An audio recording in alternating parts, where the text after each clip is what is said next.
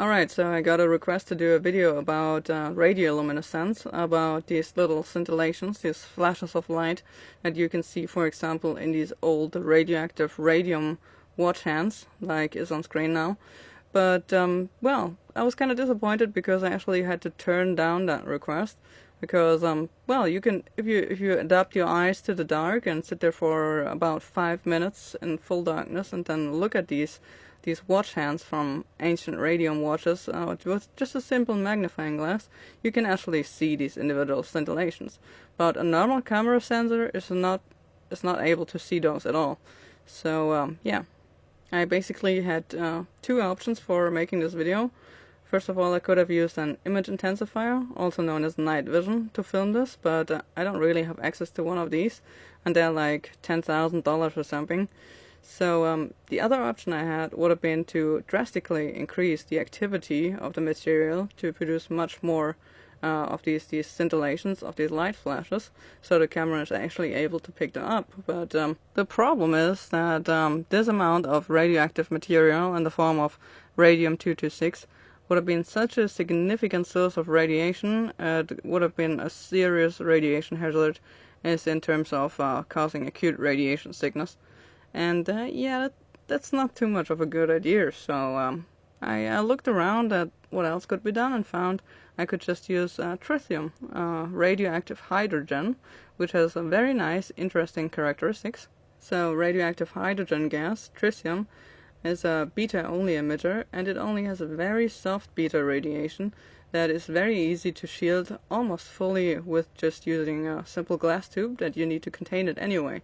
So in the watches you'd have radium together with zinc sulfide, and zinc sulfide, the alpha particles emitted by the radium would actually cause these little flashes of light, these scintillations. But radium is not a pure alpha emitter. It also has a gamma component that is emitted along the way, and a lot of radioactive daughter nuclides that appear after the radium itself decayed, and that makes it, yeah, pretty much of a radiation hazard because it has a lot of radiation and can go a long way through a glass tube, even to a thick piece of lead and everything. So tritium, as I said, on the other hand, only emits very soft beta radiation that is nearly fully shielded by the glass tube. The glass tube itself is covered on the inside with phosphorus, with a layer of phosphorus, where the soft beta rays from tritium will strike and produce these scintillations for us to see. And because the radiation is hardly able to penetrate the glass at all, in fact the background radiation just on top of the tube is about 3 times normal background radiation, so totally insignificant despite the very high activity inside. I'll talk more about that later. This is a harmless source to use. So let's take a look, shall we? Well, first of all, I'm actually gonna have to bother you with something else. This here is just a green LED that I'm gonna cover with a piece of paper to cause some more dispersion to mimic what we will be seeing from the tritium in a second. Because what you can see right now are little flashy things, like noisy, grainy things there. And that is just noise from the detector, of course, because it's too dark, so there's too much statistical variation between all the individual pixels. So you can see this kind of detector noise that comes from the camera and has nothing to do with scintillations. Keep in mind how this looks, so you can tell apart the actual tritium scintillations that we'll be able to see. So as you can see here, this source of tritium is emitting so much light due to radioluminescence that even the camera can see the text in this book, and it's much brighter to the human eye. Now, to put it into perspective, as I said, pretty much all of the radiation from the tritium is absorbed within the tube, so the surface radiation on this source is only about 3 times background radiation, so less than 1 microsievert per hour.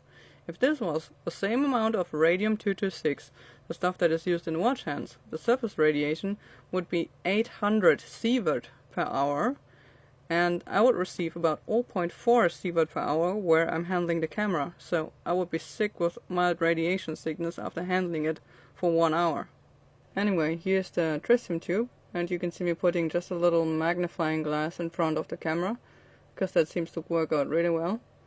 And I really hope you can see these scintillation, these flashes. I can see them very well in the original source video, but I'm not sure what YouTube's compression will do to this. So make sure that you watch it in the highest possible quality and at full screen and with very high brightness on your screen. And then I really hope the compression is not gonna fuck this up, so you'll be able to see these beautiful scintillations here. Keep in mind the difference between the camera noise, which is just a statistical fluctuation of brightness basically, versus these really bright flashes, like lightning flashes, but more round lightning flashes basically in there. Those things are the real scintillations.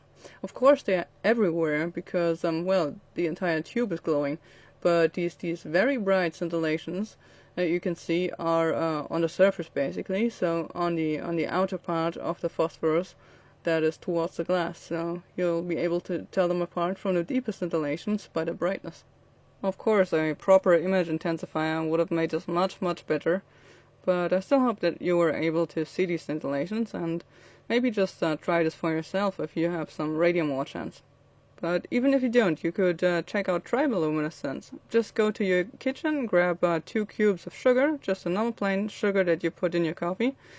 Sit in the dark, and I mean complete darkness, for at least 5 minutes, and I don't mean 2 minutes, but 5 minutes, and then start smacking the sugar cubes together like you just don't care. And what you'll be able to see if you do it just right, it might only work every, I don't know, 20th time that you do that smacking.